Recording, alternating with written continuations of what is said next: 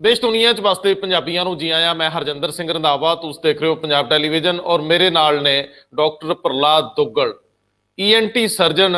Doctor Duggal इन्नी दिनी बड़ी व्यस्त ने। मैं ਤੁਹਾਨੂੰ दो लफ्जां च मित्रों ये गल दस दियां कि जो भी असी कर रहे हैं ਉਹਦੇ कोई अर्थ नहीं। जीवन आ जान है तो जहान है। असी ਜਿਹੜੇ ਸਿਆਸਤਾਂ ਤੇ ਬਾਕੀ ਮਸਲੇ ਲੈ ਕੇ ਬੈਠਦੇ ਆ, ਇਹਨਾਂ ਦੀ ਅਹਿਮੀਅਤ ਉਦੋਂ ਜਦੋਂ ਅਸੀਂ ਤੰਦਰੁਸਤ ਆ। ਪਾਤਰ ਦਾ ਇੱਕ ਸ਼ੇਰ ਆ ਕਿ ਤੇਰੀ ਤੇ ਦੀ ਸੀਮਾ ਤਾਂ ਸੀ ਇੱਕ ਦੋ ਬੂੰਦਾਂ ਪਾਣੀ, ਬਸ ਐਵੇਂ ਹੀ ਪਿਘਲ ਗਿਆ ਸਾਂ ਮੈਂ ਸਾਰੇ ਦਾ ਸਾਰਾ। ਅਸੀਂ ਫੜਾ ਮਾਰਦੇ ਰਹੇ, ਜੀਵਨ ਹੱਥਾਂ ਚੋਂ ਖਿਸਕ ਗਿਆ। ਇਸ ਮਹਾਂਮਾਰੀ ਨੂੰ ਜਿਹਨੂੰ ਅਸੀਂ ਬੜੇ ਸਹਿਜ ਤਰੀਕੇ ਨਾਲ ਹੀ ਲੈ ਰਹੇ ਆ, ਇਹਦੇ ਨਵੇਂ ਰੂਪ ਵਟ ਕੇ ਆ ਰਹੇ। ਮੈਨੂੰ ਲੱਗਦਾ ਹੈ ਕਿ ਸਾਡੀ ਨੈਤਿਕ ਜ਼ਿੰਮੇਵਾਰੀ ਆ ਕੁਝ ਗੱਲਾਂ ਕਰਨੀਆਂ ਜਿਹੜੀਆਂ ਬਹੁਤ ਜ਼ਰੂਰੀ ਅਣਸਰਦੀਆਂ। ਮੈਂ ਇਹਨੂੰ ਟੱਚ ਕਰਨ ਲੱਗਿਆ ਵਿਸ਼ੇ ਨੂੰ, ਤੁਸੀਂ ਕੁਝ ਪਲ ਜ਼ਰੂਰ ਨਾਲ ਰਹੋ ਇਸ ਕਰਕੇ ਕਿ ਕੁਝ ਪਹਿਲੂ ਸ਼ਾਇਦ ਬੇਧਿਆਨੇ ਚ ਉਲੰਘ ਜਾਓ, ਜ਼ਿੰਦਗੀ ਭਰ ਤਾ ਉਮਰ ਤਕਲੀਫ ਚ ਰਹੋਗੇ। ਅਤ ਅਹਿਮ ਗੱਲਾਂ ਨੇ। ਡਾਕਟਰ ਸਾਹਿਬ ਜੀ ਆਇਆ। नमस्कार रंधावा साहब। नमस्कार डॉक्टर साहब। सब तो अहम मसला है कि तुसी पिछले कुछ दिनों च कुछ नवीं चीज़ां एक्सपीरियंस कीतियां जिहड़ियां तुसी मैनूं परदे तो बिना दसियां कि कोविड होने तो बाद, करोना होने तो बाद ठीक होए मरीजां नूं अखां तक गवाउणियां पै गईयां। एक उल्ली, एक फंगस जिहनूं काली फंगस कहंदे आ, ਉਹਨੂੰ ਲੈ ਕੇ ਲੋਕਾਂ ਲਈ मौत ਐ ਜਿਵੇਂ ਜਸਟ आ गई। ਮੈਨੂੰ ਜ਼ਰੂਰ ਦੱਸਿਓ ਜਿਹਦੀ ਅੱਖ ਪੂਰੀ ਡੇਲਾ ਬਾਹਰ ਕੱਢ ਕੇ ਸੀਤਾ ਜੇ ਉੱਪਰੋਂ, ਜਿਨ੍ਹਾਂ ਲੋਕਾਂ ਦੇ ਬ੍ਰੇਨ ਦੇ ਵਿੱਚ ਉਹ ਉੱਲੀ ਵੜ ਗਈ ਫੰਗਸ, ਉਸ ਤੋਂ ਬਾਅਦ ਉਹਨਾਂ ਨੂੰ ਕੋਈ ਬਚਾ ਨਹੀਂ ਸਕਿਆ। ਔਰ ਇੰਨੀ ਦਿਨੀ ਇਸ ਫੰਗਸ ਨੇ ਕਰੋਨਾ ਨਾਲੋਂ ਵੀ ਜ਼ਿਆਦਾ ਭਿਆਨਕ ਰੂਪ ਅਖਤਿਆਰ ਕਰਨਾ ਸ਼ੁਰੂ ਕਰਤਾ। ਮੈਨੂੰ ਇਨੀਸ਼ੀਅਲ ਸਟੇਜ ਤੇ ਦੱਸਿਓ ਕਿ ਜਿਹੜੇ ਕਹਿੰਦੇ ਫਰਕ ਹੀ ਨਹੀਂ ਪਿਆ, ਕਰੋਨਾ ਕਰਨਾ ਕੱਖ ਨਹੀਂ ਹੁੰਦਾ, ਉਹਨਾਂ ਨੂੰ ਦੱਸਿਓ ਕਿ ਕਿਸ ਭਿਆਨਕ ਦੌਰ 'ਚ ਜੀ ਰਹੇ ਅਸੀਂ। रंधावा साहब, ये जड़ा कोरोना है ना, इसने बहुत ही ऐसे अपने रूप दिखाने शुरू करते हैं कि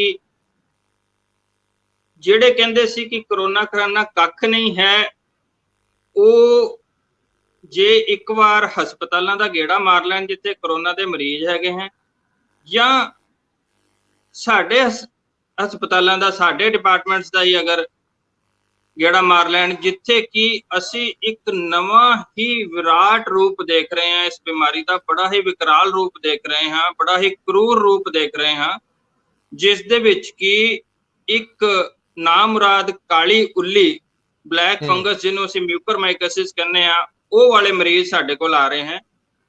और ये वो मरीज हैं जिहड़े कि अपने आप नूं खुशकिस्मत समझदे सन कि असी कोरोना वाले महामारी के जंजाल चो छुट के घर परते आए हैं। ज्यादातर ऐसे हैं और घर आके उन्होंने ऐसा कुछ छोटिया छोटिया तकलीफां शुरू होंदियां हैं, जिस तो बाद वो जदों घूमते घुमाते साडे कोल पहुंचते हैं वख-वख हस्पतालों, वख-वख डॉक्टरों कोलों, ते इस तरह देखण नूं आ रहा है कि लगभग 50% नूं तां असीं हथ जोड़ दिंदे हां कि जी ये तां इलाज दा हुण कोई फायदा ही नहीं है। ते बाकी 50% भी जिहड़े हैं उन्हां चों कोई अपनी एक अख गवा रहा जे, कोई अपनी दो अखां गवा रहा जे, किसी दा चेहरे दा अद्धा हिस्सा निकल गया, किसी दा जबाड़े निकल गए हैं, किसी दा पूरा तालू निकल गया है। मतलब असी उस हिस्से नूं डील कर रहे हैं जिहड़ा कि सब तो पहले सामने वाले बंदे ते ध्यान च आंदा है, और असी उस हिस्से नूं इदां गाजर मूली वकन सानू कट्टना पै रहा है। अदरवाइज वो मरीज दिनां घंटियां दे विच अपनी जान गवा दिंदे। सो इस नूं म्यूकरमाइकोसिस कहा जाता है। और कोरोना तो बाद ये अपने आप च एक महामारी का रूप लै रहा। असी कोरोना तो पहले भी ये सारे केसिस देखते सी, पर जिवें साल च 1 केस, 2 केस, 4 केस, 6 केस, हुण असी कई बार दिहाड़ी च 2-2, 3-3 केस देख रहे हैं। और उन्हां दी कंडीशन जिहड़ी है वो देख के खुद नूं रोना आ जाता है कि ये आदमी नाल या इस औरत नाल की होने वाला है, वो सानूं दिखदा हुंदा है। और वो जिहड़ा सिनेरियो है, वो जिहड़ा सीन है, वो घंटियां और दिनां दे विच ही चेंज हो जाता है। कई बार तो इस तरह होंदा है कि मरीज साडे कोल एक अख दी रोशनी गवा के आंदा है ਔਰ ਜਿੰਨੀ ਦੇਰ 'ਚ ਉਹ ਫੈਸਲਾ ਕਰਕੇ ਅਗਲੇ ਦਿਨ ਵਾਪਸ ਆਉਂਦੇ ਆ ਕਿ ਇਲਾਜ ਕਰਾਉਣਾ ਹੈ, ਤਾਂ ਦੂਜੀ ਅੱਖ ਦੀ ਰੋਸ਼ਨੀ ਵੀ ਜਾ ਚੁੱਕੀ ਹੁੰਦੀ। ਤੇ ਕਹਿੰਦੇ ਅੱਛਾ। ਆ ਕਿ ਅੱਖਾਂ ਬਿਨਾਂ ਜਹਾਨ ਨਹੀਂ। ਤਾਂ ਫਿਰ ਜਦੋਂ ਕਿਸੇ ਦੀ ਦੋਨੋਂ ਅੱਖਾਂ ਚਲੀਆਂ ਗਈਆਂ ਤਾਂ ਮਤਲਬ ਇਲਾਜ ਕਰਨ ਵਾਲੇ ਨੂੰ ਵੀ ਓਨਾ ਹੀ ਮਾੜਾ ਲੱਗਦਾ ਜਿੰਨਾ ਉਸ ਮਰੀਜ਼ ਔਰ ਉਸ ਪਰਿਵਾਰ ਵਾਲੇ ਨੂੰ ਮਾੜਾ ਲੱਗਦਾ। ਬਿਲਕੁਲ। ਮੈਂ ਡਾਕਟਰ ਸਾਹਿਬ ਮੈਂ ਪਿਛਲੇ ਦਿਨਾਂ ਦੇ ਵਿੱਚ ਇਹ ਸੁਣਦਾ ਸੀ ਕਿ ਅਮਰੀਕਨ ਸਾਇੰਟਿਸਟ, ਯੂਰਪ ਦੇ ਸਿਆਣੇ ਲੋਕ ਔਰ ਵਿਕਸਿਤ ਦੁਨੀਆ ਦੇ ਬਿਹਤਰੀਨ ਰਿਸਰਚਰ ਇਸ ਕੋਲੋਂ ਭਾਰੀ ਚਿੰਤਾ 'ਚ ਨੇ ਕਿ ਜਿਸ ਤਰੀਕੇ ਨਾਲ ਇੰਡੀਆ ਦੇ ਵਿੱਚ ਕਰੋਨਾ ਦਾ ਵਿਸਥਾਰ ਹੋ ਰਿਹਾ, ਐ ਨਾ ਹੋਵੇ ਕਿ ਕਿਤੇ ਇਹ ਵਾਇਰਸ ਭਿਆਨਕ ਰੂਪ ਅਖਤਿਆਰ ਕਰਕੇ ਇਹਦੇ ਨਵੇਂ ਵੇਰੀਐਂਟ ਜਾਂ ਇਹਦੇ ਨਵੇਂ ਜਿਹੜੇ ਮਿਊਟੈਂਟ ਜਿਹਨੂੰ ਕਹਿੰਦੇ ਆ, ਕਿਤੇ ਐਸਾ ਰੂਪ ਅਖਤਿਆਰ ਕਰ ਜਾਣ ਜਿਨ੍ਹਾਂ ਦਾ ਇਲਾਜ ਹੀ ਨਾ ਹੋ ਸਕੇ, ਜਿਨ੍ਹਾਂ ਲਈ ਵੈਕਸੀਨ ਬਣਾਉਣੀ ਸੰਭਵ ਵੀ ਨਾ ਹੋਵੇ, ਤੇ ਇਹ ਦੁਨੀਆ ਨੂੰ ਆਪਣੀ ਲਪੇਟ 'ਚ ਲੈ ਲੇ। ਉਹਨਾਂ ਦੇ ਡਰ ਜਾਇਜ਼ ਲੱਗਣ ਲੱਗ ਗਏ ਆ ਕਿ ਜੇ ਅਸੀਂ ਸਮਾਂ ਰਹਿੰਦਿਆਂ ਬਚਾ ਨਾ ਕੀਤਾ ਜਾਂ ਜੇਕਰ ਅਸੀਂ ਕੋਈ ਔੜ ਪੌੜ ਨਾ ਕੀਤੇ, ਤਾਂ ਮੈਨੂੰ ਲੱਗਦਾ ਹੈ ਕਿ ਭਾਰਤ ਦੁਨੀਆ ਦਾ ਇੱਕ ਐਸਾ ਦੇਸ਼ ਹੋਊਗਾ ਜਿਹਨੂੰ ਚਾਈਨਾ ਤੋਂ ਬਾਅਦ ਨਫ਼ਰਤ ਕੀਤੀ ਜਾਊਗੀ। ਇਹ ਮੈਨੂੰ ਹੁਣ ਦੱਸਿਓ ਕਿ ਸੱਚਮੁੱਚ ਇਹ ਰੂਪ ਬਦਲ ਰਿਹਾ ਕਰੋਨਾ ਜਿਹੜਾ ਹੈ, ਇਹ ਜਿਸ ਮੂਲ ਰੂਪ ਦੇ ਵਿੱਚ ਚਾਈਨਾ, ਉਸ ਤੋਂ ਬਾਅਦ ਅਮਰੀਕਾ 'ਚ ਕਹਿਰ ਢਾਉਂਦਾ, ਯੂਰਪ 'ਚ ਢਾਉਂਦਾ ਹੈ, ਲੇਕਿਨ ਦੂਜੀ ਲਹਿਰ 'ਚ ਇੰਡੀਆ 'ਚ ਆ ਕੇ ਹੋਰ ਖਤਰਨਾਕ ਹੋ ਜਾਂਦਾ ਹੈ। ਔਰ ਇਹ ਵੀ ਹੋ ਸਕਦਾ ਕਿ ਕਈ ਰੂਪਾਂ ਦੇ ਉੱਤੇ ਮੌਜੂਦਾ ਵੈਕਸੀਨ ਵੀ ਕੰਮ ਨਾ ਕਰੇ।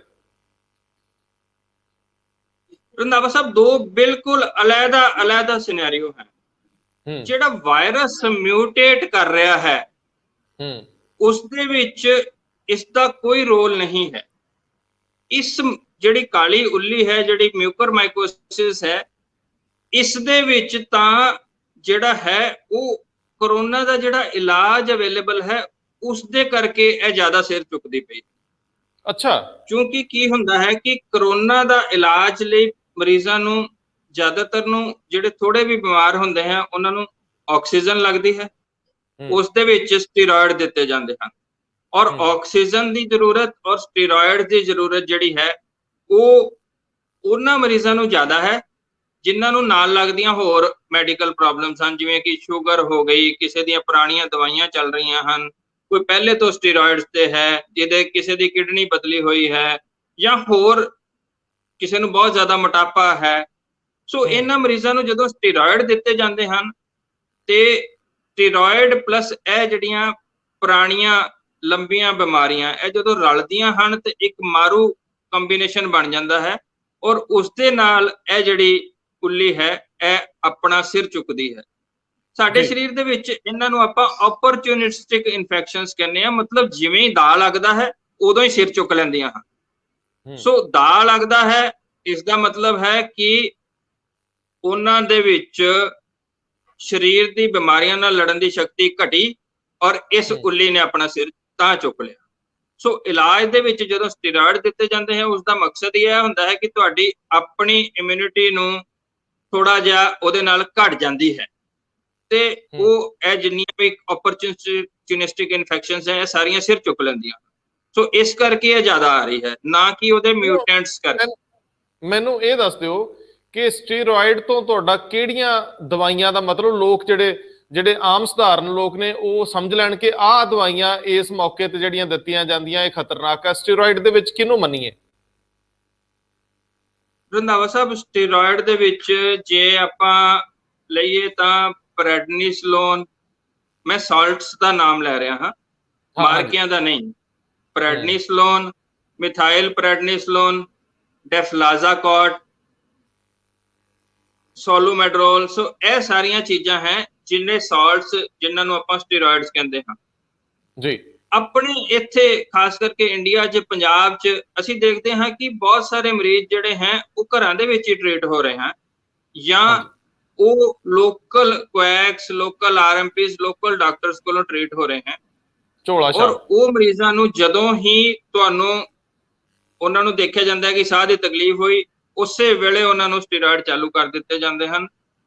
ਔਰ ਉਹੀ ਮਰੀਜ਼ ਬਹੁਤ ਸਾਰੇ ਜਿਹੜੇ ਹਨ ਉਹ ਸਾਡੇ ਕੋਲ ਜਦੋਂ ਆਉਂਦੇ ਹਨ ਉਦੋਂ ਉਹ ਮਿਊਕਰਮਾਈਕੋਸਿਸ, ਇਹ ਕਾਲੀ ਉੱਲੀ ਦੇ ਨਾਲ ਔਰ ਆਪਣੀ ਸ਼ੂਗਰ 400-500 ਲੈ ਕੇ ਆਉਂਦੇ ਹਨ ਜੀ। ਸੋ ਇੱਕ ਤਾਂ ਸਾਡੇ ਇੱਥੇ ਇਲਾਜ ਦੀ ਜਿਹੜੀ ਉਪਲਬਧਤਾ ਹੈ ਉਹ ਜਿਹੜਾ ਤੁਹਾਡਾ ਸ਼ੁਰੂ ਵਾਲਾ ਸਵਾਲ ਸੀ ਕਿ ਲੋਕ ਕਹਿੰਦੇ ਕਰੋਨਾ ਕਰਾਨਾ ਕੱਖ ਨਹੀਂ, ਖਾਸ ਕਰਕੇ ਪੰਜਾਬ ਦੇ ਵਿੱਚ, ਉਹੀ ਲੋਕ ਕਿਉਂਕਿ ਉਹ ਬਿਮਾਰੀ ਦੀ ਜਿਹੜੀ ਹੈ ਉਹ ਅਹਿਮੀਅਤ, ਉਹਦੀ ਜਿਹੜੀ ਇੰਪੋਰਟੈਂਸ ਹੈ ਉਹ ਸਮਝ ਹੀ ਨਹੀਂ ਰਹੇ ਹਾਂ, ਤਾਂ ਉਹ ਨੇੜਿਓਂ ਕਿਤੋਂ ਫਟਾਫਟ 2 ਗੋਲੀਆਂ ਲੈ ਕੇ 4 ਗੋਲੀਆਂ ਲੈ ਕੇ, ਜਦੋਂ ਕਿਸੇ ਨੂੰ ਵੀ ਸਾਹ ਦੀ ਤਕਲੀਫ ਹੁੰਦੀ ਹੈ ਤਾਂ ਜ਼ਿਆਦਾਤਰ ਸਭ ਨੂੰ ਜਿਹੜੀਆਂ ਹੈ ਪਿੰਡ ਪੱਧਰ ਤੇ ਜਾਂ ਛੋਟੇ ਕਸਬਿਆਂ 'ਚ ਜਾਂ ਸ਼ਹਿਰਾਂ 'ਚ ਵੀ ਜਿਹੜੇ ਛੋਟੇ ਪ੍ਰੈਕਟੀਸ਼ਨਰਸ ਹਨ, ਜਿਹੜੇ ਬਗੈਰ ਡਿਗਰੀਆਂ ਤੋਂ ਇਲਾਜ ਕਰ ਰਹੇ ਹਨ, ਉਹ ਫਟਾਫਟ ਸਟੀਰੋਇਡ ਦਿੱਤੇ ਜਾਂਦੇ ਹਨ ਕਿ ਇਹਦਾ ਸਾਹ ਠੀਕ ਹੋਏ, ਬਟ ਬਾਕੀ ਸਾਰੀਆਂ ਚੀਜ਼ਾਂ ਦੀ ਕੋਈ ਮੋਨੀਟਰਿੰਗ ਨਹੀਂ ਕੀਤੀ ਜਾਂਦੀ। ਸੋ ਇੰਡੀਆ ਜਿਹੜਾ ਹੈ ਉਹ ਵੈਸੇ ਵੀ ਇਹ ਕਾਲੀ ਉੱਲੀ ਔਰ ਸ਼ੂਗਰ ਦਾ ਇੱਕ ਰਾਜਧਾਨੀ ਮੰਨਿਆ ਜਾਂਦਾ ਹੈ ਪੂਰੀ ਦੁਨੀਆ ਦੇ ਵਿੱਚ। ਆਪਾਂ ਕਰੋਨਾ ਤੋਂ ਪਹਿਲੇ ਦੇ ਸਮੇਂ ਦੀ ਗੱਲ ਕਰੀਏ ਤਾਂ ਅਸੀਂ ਜਿਹੜੇ ਹਾਂ ਕੈਪੀਟਲ ਗਿਣੇ ਜਾਂਦੇ ਹਾਂ ਮਿਊਕਰਮਾਈਕੋਸਿਸ ਦੇ ਵੀ ਔਰ ਸ਼ੂਗਰ ਦੇ ਵੀ। ਤੋਂ ਜਦੋਂ ਦੋਨੋਂ ਦਾ ਕੰਬੀਨੇਸ਼ਨ ਕਰੋਨਾ ਦੇ ਇਲਾਜ ਨੇ ਉਸ ਨੂੰ ਇੱਕ ਹੋਰ ਮਾਰੂ ਕੈਲਕੂਲੇਸ਼ਨ ਦੇ ਵਿੱਚ ਪਾ ਦਿੱਤਾ, ਤਾਂ ਇਸ ਫੰਗਸ ਨੇ ਆਪਣਾ ਸਿਰ ਜਿਹੜਾ ਹੈ ਉਹ ਬਹੁਤ ਬੁਰੀ ਤਰ੍ਹਾਂ ਚੁੱਕਿਆ ਹੈ ਔਰ ਅਸੀਂ ਬਹੁਤ ਹੀ ਬੁਰੀ ਹਾਲਤ 'ਚ ਮਰੀਜ਼ ਦੇਖ ਰਹੇ।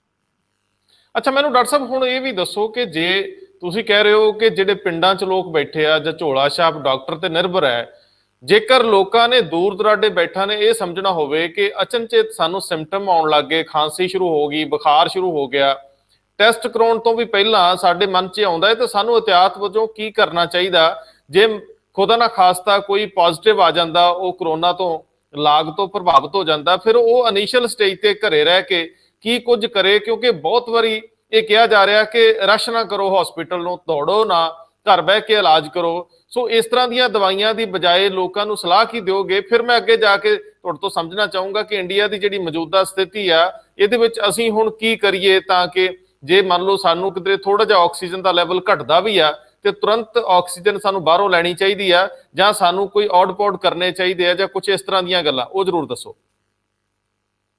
ਰੰਧਾਵਾ ਸਾਹਿਬ, ਜਿਹੜਾ ਤਾਂ ਅਸੀਂ ਇਹਨਾਂ ਮਰੀਜ਼ਾਂ ਨੂੰ ਜਿਹਨੂੰ ਵੀ ਪਿੰਡ ਪੱਧਰ ਤੇ ਵੀ ਜਾਂ ਸ਼ਹਿਰ ਪੱਧਰ ਤੇ ਵੀ ਅਸੀਂ ਥੋੜੇ ਬਹੁਤੇ ਇਸ ਦੀ ਨਿਸ਼ਾਨੀਆਂ ਦੇਖਦੇ ਹਾਂ ਕਰੋਨਾ ਦੀਆਂ, ਤੇ ਡਰ ਦੇ ਮਾਰੇ ਬਹੁਤ ਸਾਰੇ ਲੋਕ ਟੈਸਟ ਨਹੀਂ ਕਰਾਉਂਦੇ हैं। ਇੱਕ ਪ੍ਰੋਪੇਗੈਂਡਾ ਐਸਾ ਹੋ ਗਿਆ ਹੈ ਕਿ ਇਸ ਦਾ ਮਤਲਬ ਉਹਨੂੰ ਇੱਕ ਸਟਿਗਮਾ ਲਗਾ ਦਿੱਤਾ ਗਿਆ, ਇੱਕ ਧੱਬਾ ਲਗਾ ਦਿੱਤਾ ਗਿਆ। ਸੋ ਇਸ ਕਰਕੇ ਵੀ ਇਲਾਜ ਤੋਂ ਲੋਕ ਗੁਰੇਜ਼ ਕਰਦੇ ਹਨ। ਦੂਸਰਾ, ਜਦੋਂ ਆਪਾਂ ਇਲਾਜ ਤੋਂ ਗੁਰੇਜ਼ ਕਰਦੇ ਹਾਂ ਤਾਂ ਆਪਾਂ ਆਲੇ ਦੁਆਲਿਓਂ 2 ਗੋਲੀਆਂ ਉੱਥੋਂ ਲੈ ਲਓ, 4 ਗੋਲੀਆਂ ਉੱਥੋਂ ਲੈ ਲਓ, ਇਹ ਵਾਲੇ ਟੋਟਕਿਆਂ 'ਚ ਪੈਂਦੇ। ਬਟ ਕੀ ਹੈ ਕਿ ਸਾਨੂੰ ਸਭ ਤੋਂ ਜਿਹੜਾ ਆਪਣੇ ਘਰ ਦੇ ਲੈਵਲ ਤੇ ਕਰ ਸਕਦੇ ਹਾਂ ਕਿ ਜਿਸ ਨੂੰ ਵੀ ਕੋਈ ਬੁਖਾਰ ਆ ਰਿਹਾ ਹੈ, ਕੋਈ ਖਾਂਸੀ ਜਾਂ ਜ਼ੁਕਾਮ ਲੱਗ ਰਿਹਾ ਹੈ ਅੱਜ ਕੱਲ੍ਹ ਦੇ ਦਿਨਾਂ ਦੇ ਵਿੱਚ, ਬਗੈਰ ਡਰੇ, ਬਗੈਰ ਕਿਸੇ ਘਬਰਾਹਟ ਤੋਂ ਆਪਣਾ RT-PCR ਮਤਲਬ ਕਰੋਨਾ ਦਾ ਟੈਸਟ ਛੇਤੀ ਤੋਂ ਛੇਤੀ ਕਰਾਉਣ। ਔਰ ਇਹ ਟੈਸਟ ਸਰਕਾਰੀ ਡਿਸਪੈਂਸਰੀਆਂ ਤੱਕ ਵਿੱਚ ਫ੍ਰੀ ਹੋ ਰਿਹਾ ਹੈ ਜੀ। ਸੋ ਉਸ ਦੌਰਾਨ ਜਿਹੜੀ ਆਪਣੇ ਸਿਹਤ ਨੂੰ ਠੀਕ ਰੱਖਣ ਲਈ ਆਲਰੇਡੀ ਅਸੀਂ ਤਰੀਕੇ ਵਰਤਦੇ ਹਾਂ ਕਿ ਅਸੀਂ ਭਾਫ ਲੈਂਦੇ ਹਾਂ, ਅਸੀਂ ਗਰਾਰੇ ਕਰਦੇ ਹਾਂ, ਅਸੀਂ ਪੁਰਾਣੇ ਜ਼ਮਾਨੇ 'ਚ ਨੇਤੀ ਵੀ ਕਰਦੇ ਸਨ ਕੁਝ ਲੋਕ, ਸੋ ਅੱਜ ਕੱਲ੍ਹ ਵੀ ਕੁਝ ਲੋਕ ਕਰਦੇ ਹਨ। ਸੋ ਉਹ ਸਾਰੀਆਂ ਜਿਹੜੀਆਂ ਚੀਜ਼ਾਂ ਹਨ ਉਹ ਸਾਡੇ ਨੱਕ ਔਰ ਗਲੇ ਵਾਲੇ ਏਰੀਏ ਨੂੰ ਸਾਫ਼ ਰੱਖਣ, ਤੰਦਰੁਸਤ ਰੱਖਣ 'ਚ ਮਦਦ ਕਰਦੇ ਹਨ। ਸੋ ਇਹ ਕਰਨ ਦੇ ਨਾਲ ਨਾਲ ਅਸੀਂ ਉਹਨਾਂ ਸਾਰੇ ਮਰੀਜ਼ਾਂ ਨੂੰ ਇਹ ਸਲਾਹ ਦਿੰਦੇ ਹਾਂ ਕਿ ਖਾਸ ਕਰਕੇ ਜਿਨ੍ਹਾਂ ਨੂੰ ਸ਼ੂਗਰ ਹੈਗੀ ਹੈ ਆਲਰੇਡੀ, ਉਹ ਕਿਸੇ ਵੀ ਹਾਲਤ 'ਚ ਇੱਕ ਕੁਆਲੀਫਾਈਡ ਡਾਕਟਰ ਤੋਂ ਪੁੱਛੇ ਬਿਨਾ ਕੋਈ ਵੀ ਦਵਾਈ ਨਾ ਚਾਲੂ ਕਰਨ, ਖਾਸ ਕਰਕੇ ਕਿ ਬਗੈਰ ਆਪਣੀ ਸ਼ੂਗਰ ਨੂੰ ਮੋਨੀਟਰ ਕੀਤੇ ਹੋਏ ਜੀ। ਸੋ ਕਿਉਂਕਿ ਸਾਰੇ ਦੇ ਸਾਰੇ ਅਗਰ ਸ਼ੂਗਰ ਵਾਲੇ ਮਰੀਜ਼ਾਂ ਨੂੰ ਅਸੀਂ ਹਸਪਤਾਲ ਦਾਖਲ ਕਰਕੇ ਟ੍ਰੀਟ ਕਰਨ ਲੱਗ ਪਏ ਤਾਂ ਮੰਜਿਆਂ ਦੀ ਤਾਂ ਪਹਿਲੇ ਹੀ ਥੋੜ ਹੈ ਤਾਂ ਉਹ ਤਾਂ ਬਹੁਤ ਮੁਸ਼ਕਲ ਹੋ ਜਾਏਗਾ। ਸੋ ਐਟਲੀਸਟ ਘਰਾਂ ਦੇ ਵਿੱਚ ਜਾਂ ਨੇੜੇ ਆਪਣੇ ਸ਼ੂਗਰ ਦਾ ਚੈੱਕ ਰੋਜ਼ ਕਰਾਓ ਜੇ ਤੁਹਾਨੂੰ ਐਸਾ ਲੱਗਦਾ ਹੈ ਕਿ ਤੁਹਾਨੂੰ ਉਹ ਪਾਰਟਿਕੂਲਰ ਦਵਾਈਆਂ ਲੈਣੀਆਂ ਪੈ ਰਹੀਆਂ ਹਨ ਜਿਨ੍ਹਾਂ 'ਚ ਸਟੀਰੋਇਡਸ ਇੱਕ ਇੰਪੋਰਟੈਂਟ ਦਵਾਈ। ਅੱਛਾ, ਮੈਨੂੰ ਡਾਕਟਰ ਸਾਹਿਬ ਇਹ ਜ਼ਰੂਰ ਹੁਣ ਦੱਸੋ ਕਿ ਜਿਵੇਂ ਅੱਜ ਦੇ ਦਿਨ ਦੇ ਵਿੱਚ ਇੱਕ ਬਹੁਤ ਡਰ ਪੈਦਾ ਹੋ ਗਿਆ ਬਹੁਤ ਸਾਰੇ ਲੋਕ ਹਸਪੀਟਲ 'ਚ ਜਾਣ ਤੋਂ ਬਾਅਦ ਇਹ ਮਹਿਸੂਸ ਕਰਦੇ ਆ ਕਿ ਉਹਨਾਂ ਨੂੰ ਠੀਕ ਤਰੀਕੇ ਨਾਲ ਟਰੀਟ ਨਹੀਂ ਕੀਤਾ ਜਾ ਰਿਹਾ, ਮਤਲਬ ਉਹਨਾਂ ਦੇ ਜਿਹੜੇ ਅਟੈਂਡੈਂਟ ਆ, ਨਰਸ ਦੇ ਰੂਪ 'ਚ, ਡਾਕਟਰ ਦੇ ਰੂਪ 'ਚ, ਉਹ ਉਹਨਾਂ ਕੋਲ ਨਹੀਂ ਆ ਰਹੇ, ਉਹਨਾਂ ਨੂੰ ਆਕਸੀਜਨ ਦੇ ਰਹਿਮੋ ਕਰਮ ਤੇ ਛੱਡਤਾ ਜਾਂਦਾ ਹੈ। ਤੇ ਬਹੁਤ ਸਾਰੇ ਲੋਕਾਂ ਨੂੰ ਖਾਣਾ ਵੀ ਪ੍ਰੋਪਰ ਨਹੀਂ ਮਿਲ ਰਿਹਾ। ਬਹੁਤ ਸਾਰੇ ਲੋਕ ਇਹ ਸਮਝਦੇ ਆ, ਜਿਹੜੇ ਡਰਦੇ, ਜਿਹੜਾ ਇੱਕ ਪੈਨਿਕ ਆ ਕਿ ਅਸੀਂ ਹੁਣ ਹਸਪੀਟਲ 'ਚ ਆ, ਬੈੱਡ ਤੇ ਆ, ਆਕਸੀਜਨ ਤੇ ਆ, ਪਤਾ ਨਹੀਂ ਕਦੋਂ ਮੌਤ ਆ ਰਹੀ ਹੈ। ਸੋ ਇਹ ਜਿਹੜਾ ਇੱਕ ਆਮ ਪ੍ਰਭਾਵ ਪਾਇਆ ਜਾ ਰਿਹਾ ਕਿ ਤੁਸੀਂ ਹਸਪੀਟਲ ਗਏ ਤੇ ਗਏ। ਮੈਨੂੰ ਇਹ ਜ਼ਰਾ ਦੱਸਿਓ ਕਿ ਸੱਚਮੁੱਚ ਜਿਹੜਾ ਮੈਡੀਕਲ ਲਾਈਨ ਦਾ ਅਮਲਾ ਫੈਲਾ ਹੈ ਉਹ ਪੂਰੀ ਕੇਅਰ ਨਹੀਂ ਕਰਦਾ। ਇੱਕ ਕੋਈ ਸ਼ਾਇਦ ਕੋਈ ਫਿਲਮ ਸਟਾਰ ਸੀ ਕਿ ਜਾਂ ਸੀਰੀਅਲਸ ਦਾ ਹੀਰੋ ਸੀ, ਵੋਰਾ ਕਰਕੇ ਜਾਂ ਕੀ ਨਾਂ ਦੱਸਿਆ ਗਿਆ, ਉਹਨੇ ਮਰਨ ਤੋਂ ਪਹਿਲਾਂ ਪ੍ਰਧਾਨ ਮੰਤਰੀ ਦੇ ਨਾਲ ਜਿਹੜਾ ਮੈਸੇਜ ਛੱਡਿਆ ਹੈ ਕਿ ਦੇਖੋ ਮੈਨੂੰ ਆਕਸੀਜਨ ਤਾਂ ਮਿਲ ਨਹੀਂ ਰਹੀ, ਕੋਈ ਮੇਰੇ ਕੋਲ ਆ ਨਹੀਂ ਰਿਹਾ। ਇਹ ਅਮੂਮਨ ਲੋਕਾਂ ਦੀ ਸ਼ਿਕਾਇਤ ਆ ਕਿ ਕਰੋਨਾ ਵਾਲੇ ਨੂੰ ਛੂਤ ਦੀ ਬਿਮਾਰੀ ਵਾਂਗ, ਹੈ ਤਾਂ ਛੂਤ ਦੀ ਬਿਮਾਰੀ ਹੈ ਨਾ, ਕਰੋਨਾ ਵਾਲੇ ਨੂੰ ਜਿਹੜਾ ਉਹ ਇੱਕ ਦੂਰੋਂ ਹੀ ਸਤਿ ਸ੍ਰੀ ਅਕਾਲ ਬੁਲਾਈ ਜਾ ਰਹੀ ਆ, ਉਹਦੇ ਮੌਤ ਦਾ ਇੰਤਜ਼ਾਰ ਕੀਤਾ ਜਾ ਰਿਹਾ ਘਰਦਿਆਂ ਤੇ ਬਾਹਰਦਿਆਂ ਵੱਲੋਂ। ਹੁਣ ਹਾਲਾਂਕਿ ਪੈਨਿਕ ਕੁਝ ਘਟੇ ਨੇ ਕਿ ਲੋਕ ਬਹੁਤ ਸਾਰੀ ਮਾਤਰਾ 'ਚ ਠੀਕ ਹੁੰਦੇ ਨੇ। ਸ਼ੁਰੂਆਤ 'ਚ ਤੇ ਇੰਜ ਸੀਗਾ ਕਿ ਬੰਦੇ ਨੂੰ ਕਰੋਨਾ ਤੇ ਗਿਆ, ਲੇਕਿਨ ਹੁਣ 98% ਲਗਭਗ 97% ਲੋਕ ਤੰਦਰੁਸਤ ਹੋ ਕੇ ਘਰੀ ਮੁੜ ਰਹੇ ਆ। ਜਰੂਰ ਦੱਸਿਓ, ਇਹ ਡਰ ਕੱਢਿਓ ਥੋੜੇ ਜਿਹੇ। ਰੰਧਾਵਾ ਸਾਹਿਬ, ਇਹ ਬੜਾ ਇੰਪੋਰਟੈਂਟ ਇੱਕ ਤੁਸੀਂ ਮੈਸੇਜ ਆਪਣੇ ਸਵਾਲ ਰਾਹੀਂ ਦੇ ਦਿੱਤਾ ਹੈ ਕਿ ਜ਼ਿਆਦਾਤਰ ਲੋਕ, ਮਤਲਬ 95, 97, 98% ਤੱਕ ਲੋਕ ਜਿਹੜੇ ਹੈ ਉਹ ਆਰਾਮ ਨਾਲ ਠੀਕ ਹੋ ਜਾਂਦੇ ਹਨ, ਇਲਾਜ ਜਾਂ ਇਲਾਜ ਤੋਂ ਬਿਨਾਂ ਵੀ ਜੀ। ਸੋ ਇਸ ਲਈ ਇਸ ਤੋਂ ਡਰ ਕੇ ਭੱਜਣਾ ਕਿ ਇਸ ਦਾ ਅਸੀਂ ਡਾਇਗਨੋਸਿਸ ਹੀ ਨਹੀਂ ਬਣਾਉਣਾ। ਅਸੀਂ ਐਸੇ ਮਰੀਜ਼ ਵੀ ਬਹੁਤ ਸਾਰੇ ਦੇਖ ਰਹੇ ਹਾਂ ਜਿਹੜੇ ਡਾਕਟਰਾਂ ਦੁਆਰਾ ਹੀ ਜਾਂ ਲੋਕਲ ਜਿਹੜੇ ਝੋਲਾ ਛਾਪ ਹੈ ਉਹਨਾਂ ਦੁਆਰਾ ਹੀ ਉਹ ਟ੍ਰੀਟ ਕੀਤੇ ਜਾ ਰਹੇ हैं। ਸਾਰਾ ਟ੍ਰੀਟਮੈਂਟ ਵੀ ਕਰੋਨਾ ਦਾ ਪਾਇਆ ਗਿਆ ਹੈ, ਪਰ ਕਰੋਨਾ ਦਾ ਟੈਸਟ ਨਹੀਂ ਕਰਾਇਆ ਗਿਆ। ਸੋ ਇਹ ਸਾਰਾ ਇਹ ਦਰਸਾਉਂਦਾ ਹੈ ਕਿ ਡਰ ਬਹੁਤ ਜ਼ਿਆਦਾ ਹੈ ਇਸ ਦਾ। ਸੋ ਅਸੀਂ ਜੇ ਇਹ ਕਹੀਏ ਕਿ ਤੁਸੀਂ ਜਿਹੜਾ ਸ਼ੁਰੂ ਚ ਸਵਾਲ ਦੇ ਸ਼ੁਰੂ ਚ ਸੀਗਾ ਕਿ ਜੀ ਜਿਹੜਾ ਮੈਡੀਕਲ ਅਮਲਾ ਹੈ ਉਹ ਦੂਰੋਂ ਹੀ ਸਤਿ ਸ੍ਰੀ ਅਕਾਲ ਕਰਦਾ ਹੈ। ਰੰਧਾਵਾ ਸਾਹਿਬ, ਸਾਡੀ ਜਿਹੜੀ ਸੁਸਾਇਟੀ ਹੈ ਨਾ, ਉਹ ਅਸੀਂ ਇਹ ਕਹੀਏ ਕਿ ਇੱਕ ਬੜੀ ਆਪਸ ਚ ਗੁੰਝਲਦਾਰ ਸੁਸਾਇਟੀ ਹੈ। ਅਸੀਂ ਫੈਮਿਲੀ ਵੈਲਿਊਜ਼ ਵੀ ਬਹੁਤ ਜ਼ਿਆਦਾ ਰੱਖਦੇ ਹਾਂ। ਸਾਡੇ ਇੱਥੇ ਹਸਪਤਾਲਾਂ ਦੇ ਵਿੱਚ ਤੁਸੀਂ ਦੇਖਿਆ ਹੋਣਾ ਕਿ ਲੋਕ ਥੈਲੇ ਫਰੂਟ ਦੇ ਲੈ ਕੇ ਮਿਲਣ ਗਿਲਣ ਵਾਲੇ ਵੀ ਰਿਸ਼ਤੇਦਾਰ ਵੀ ਬੜੇ ਆਉਂਦੇ ਆ। ਹਾਲਾਂਕਿ ਬਿਮਾਰ ਨੂੰ ਮਿਲਣਾ ਘੱਟ ਚਾਹੀਦਾ ਹੈ। ਮੈਂ ਕਰੋਨਾ ਤੋਂ ਪਹਿਲੇ ਦੀ ਗੱਲ ਕਰ ਰਿਹਾ ਜੀ। ਹੁਣ ਕੀ ਹੈ ਕਿ ਉਸੇ ਸਾਈਕੋਲੋਜੀ ਦੇ ਨਾਲ ਲੋਕ ਹੁਣ ਕਰੋਨਾ ਦੀ ਬਿਮਾਰੀ ਲੈ ਕੇ ਵੀ ਹਸਪਤਾਲ 'ਚ ਦਾਖਲ ਹੁੰਦੇ ਹੈ, ਪਰ ਉਹ ਜਦੋਂ ਦੇਖਦੇ ਹੈ ਕਿ ਇੱਥੇ ਤਾਂ ਮੇਰਾ ਰਿਸ਼ਤੇਦਾਰ ਵੀ ਨਾਲ ਨਹੀਂ ਬੈਠਾ, ਨਹੀਂ ਤਾਂ ਹਸਪਤਾਲਾਂ 'ਚੋਂ ਸਾਨੂੰ ਐਕਚੁਅਲੀ ਕਈ ਵਾਰ ਥੋੜਾ ਜ਼ੋਰ ਦੇ ਕੇ ਵੀ ਜਿਹੜੇ ਅਟੈਂਡੈਂਟਸ ਹਨ, ਜਿਹੜੇ ਮਿਲਣ ਗਿਲਣ ਵਾਲੇ ਹਨ, ਉਹਨਾਂ ਨੂੰ ਕੱਢਣਾ ਪੈਂਦਾ ਹੈ ਕਮਰੇ ਚੋਂ ਕਿ ਇਨਫੈਕਸ਼ਨ ਹੋ ਜਾਏਗੀ ਮਰੀਜ਼ ਨੂੰ। ਸੋ ਇੱਥੇ ਕੋਈ ਰਿਸ਼ਤੇਦਾਰ, ਕੋਈ ਨੇੜੇ ਤੁਹਾਡਾ ਸਗਾ ਸੰਬੰਧੀ, ਈਵਨ ਸੰਸਕਾਰ ਤੇ ਅੱਧੇ ਲੋਕ ਭੱਜ ਜਾਂਦੇ ਹੈ ਤੁਹਾਡੇ ਜਿਹੜੇ ਰਿਸ਼ਤੇਦਾਰ ਹੈ, ਤਾਂ ਅੰਦਰ ਤਾਂ ਕੋਈ ਨਹੀਂ ਹੁੰਦਾ ਹੈ।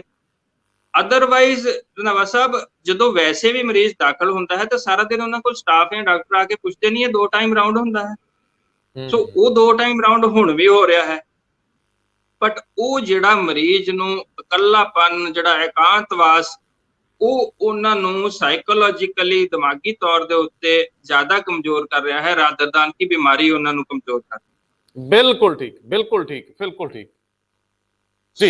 ਇੱਕ ਆਖਰੀ ਜੀ ਜੀ ਜੀ ਜੀ ਜੀ ਕਹੋ ਤੁਸੀਂ ਆਪਣੀ ਗੱਲ। ਸੋ ਇਸ ਕਰਕੇ ਸਾਨੂੰ ਇਸ ਬਿਮਾਰੀ ਦੇ ਵਿੱਚ ਆਪਣੇ ਆਪ ਨੂੰ ਸਰੀਰਕ ਤੌਰ ਤੇ ਤਕੜਾ ਰੱਖਣ ਦੇ ਨਾਲ ਆਪਣੇ ਆਪ ਨੂੰ ਦਿਮਾਗੀ ਤੌਰ ਤੇ ਵੀ, ਮਾਨਸਿਕ ਤੌਰ ਤੇ ਵੀ ਉਨਾ ਹੀ ਸਟਰੋਂਗ ਰੱਖਣਾ ਪਏਗਾ, ਤਾਂ ਹੀ ਅਸੀਂ ਇਸ ਮਹਾਮਾਰੀ ਦਾ ਮੁਕਾਬਲਾ ਕਰ ਸਕਦੇ। ਆਖਰੀ ਸਵਾਲ, ਜਿਨ੍ਹਾਂ ਨੇ ਟੀਕਾ ਲਵਾ ਲਿਆ, ਵੈਕਸੀਨੇਸ਼ਨ ਹੋ ਗਈ, ਉਹਨਾਂ ਨੂੰ ਕਿੰਨੇ ਦਿਨਾਂ ਬਾਅਦ ਅਸੀਂ ਕੁਝ ਹੱਦ ਤੱਕ ਸੁਰੱਖਿਅਤ ਮੰਨੀਏ? ਪਹਿਲੇ ਇੰਜੈਕਸ਼ਨ ਤੋਂ ਬਾਅਦ ਜਾਂ ਦੂਜੇ ਇੰਜੈਕਸ਼ਨ ਤੋਂ ਬਾਅਦ ਕਿੰਨੇ ਦਿਨਾਂ ਬਾਅਦ ਉਹ ਮੌਤ ਦੇ ਮੂੰਹ 'ਚ ਆਪਣੇ ਆਪ ਨੂੰ ਨਾ ਸਮਝਣ? ਕਿਉਂਕਿ ਇੱਕ ਥਿਊਰੀ ਆ ਰਹੀ ਹੈ ਕਿ ਜਿਨ੍ਹਾਂ ਨੂੰ ਵੈਕਸੀਨ ਲੱਗ ਗਈ ਉਹਨਾਂ ਦੀ ਮੌਤ ਤਾਂ ਜਿਹੜੀ ਉਹ ਟਲ ਗਈ। ਬਿਮਾਰੀ ਹੋਊਗੀ, ਲੱਛਣ ਵੀ ਆਉਣਗੇ, ਲੇਕਿਨ ਉਹਨਾਂ ਨੂੰ ਘੱਟੋ ਘੱਟ ਹਸਪੀਟਲ ਦਾਖਲ ਨਹੀਂ ਹੋਣਾ ਪਊਗਾ। ਇਹ ਵੀ ਜਰਾ ਜਾਂਦੇ ਜਾਂਦੇ ਧੂੜ ਹਟਾ ਦਿਓ। ਰੰਧਾਵਾ ਸਾਹਿਬ, ਇੱਕ ਸਟੈਂਡਰਡ ਗਾਈਡਲਾਈਨਸ ਜਿਹੜੀਆਂ ਆਈਆਂ ਹਨ ਉਹ ਇਹ ਕਹਿੰਦੀਆਂ ਹਨ ਕਿ ਵੈਕਸੀਨ ਦੀ ਦੂਸਰੀ ਡੋਜ਼ ਤੋਂ 2 ਹਫ਼ਤਿਆਂ ਦੇ ਬਾਅਦ ਇੱਕ ਲੈਵਲ ਦੀ ਇਮਿਊਨਿਟੀ ਬਣ ਜਾਂਦੀ ਹੈ ਔਰ ਅਸੀਂ ਕਹਿੰਦੇ ਹਾਂ ਕਿ ਉਹ ਡਿਜ਼ਾਇਰਡ ਜਾਂ ਜੋ ਵੀ ਅਸੀਂ ਚਾਹੁੰਦੇ ਸੀ ਉਸ ਵੈਕਸੀਨ ਦਾ ਅਸਰ ਉਹ ਹੋ ਗਿਆ ਹੈ। ਪਰ ਇਸ ਦੇ ਨਾਲ ਇਹ ਵੀ ਧਿਆਨਯੋਗ ਚੀਜ਼ਾਂ ਹਨ ਕਿ ਮਾਸਕ ਲਗਾਉਣਾ ਔਰ ਆਪਸੀ ਜਿਹੜੀ ਦੂਰੀ ਹੈ ਉਹਨੂੰ ਬਣਾ ਕੇ ਰੱਖਣਾ ਬਾਅਦ ਚੋਂ ਵੀ ਉਨਾ ਹੀ ਇੰਪੋਰਟੈਂਟ ਹੈ ਜਿੰਨਾ ਕਿ ਵੈਕਸੀਨ ਤੋਂ ਪਹਿਲੇ ਸੀਗਾ ਜੀ। ਵੈਕਸੀਨ ਲੱਗਣ ਨੂੰ ਅਸੀਂ ਕੋਈ ਐਸਾ ਪਰਮਿਟ ਕਿ ਉਸ ਤੋਂ ਬਾਅਦ ਅਸੀਂ ਪਾਰਟੀਆਂ ਕਰਨੀਆਂ ਹਨ ਜਾਂ ਜੱਫੀਆਂ ਪਾ ਕੇ ਘੁੰਮਣਾ ਹੈ ਜਾਂ ਅਸੀਂ ਹਜ਼ਾਰ ਦਾ ਇਕੱਠ ਵਿਆਹਾਂ 'ਚ ਔਰ ਲੱਖ ਦਾ ਇਕੱਠ ਪੋਲੀਟੀਕਲ ਰੈਲੀਆਂ 'ਚ ਕਰਨਾ ਹੈ, ਉਹ ਉਸ ਦਾ ਲਾਇਸੈਂਸ ਨਹੀਂ ਹੈ। ਅਸੀਂ ਆਲਰੇਡੀ ਇਸ ਦਾ ਖਮਿਆਜਾ ਭੁਗਤ ਰਹੇ ਹਾਂ ਔਰ ਵੈਕਸੀਨ ਤੋਂ ਬਾਅਦ ਵੀ ਭੁਗਤਣ ਦਾ ਪੂਰਾ ਡਰ ਹੈ। ਇਸ ਲਈ ਅਸੀਂ ਇਸ ਤੋਂ ਬਾਕੀ ਸਾਰੀਆਂ ਜਿਹੜੀਆਂ ਐਗਜ਼ਿਸਟਿੰਗ ਗਾਈਡਲਾਈਨਸ ਹੈ ਕਿ ਮਾਸਕ ਲਗਾਉਣਾ, ਹੱਥ ਦੀ ਸਫਾਈ ਔਰ ਜਿਹੜਾ ਹੈ ਆਪਸੀ ਸਮਾਜਿਕ ਦੂਰੀ ਉਹਨੂੰ ਪਾਲਣਾ ਕਰਨੀ ਹੀ ਪਏਗੀ। ਡਾਕਟਰ ਸਾਹਿਬ ਬਹੁਤ ਮਿਹਰਬਾਨੀ, ਤੁਸੀਂ ਕੀਮਤੀ ਸਮਾਂ ਦਿੱਤਾ, ਕੀਮਤੀ ਜਾਣਕਾਰੀ ਦਿੱਤੀ, ਬਹੁਤ ਧੰਨਵਾਦ। ਸ਼ੁਕਰੀਆ ਰੰਧਾਵਾ ਸਾਹਿਬ।